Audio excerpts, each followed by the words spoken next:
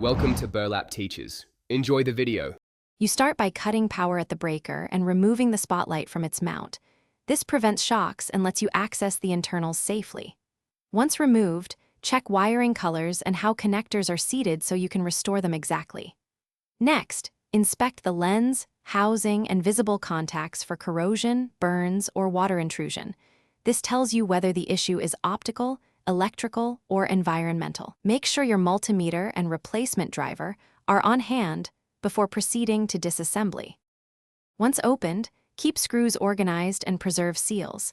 Gaskets must go back in the same orientation to remain waterproof.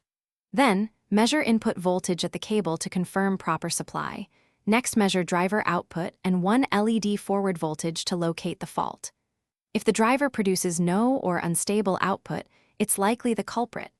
If driver output is steady but LEDs don't light, test and remove LED modules. Swap the driver or LED module with a known good unit to isolate the defective component quickly.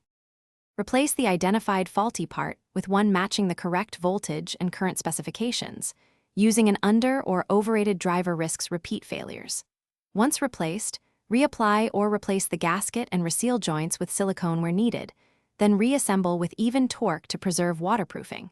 Test the spotlight at reduced power or short intervals first, then run full time to verify stability.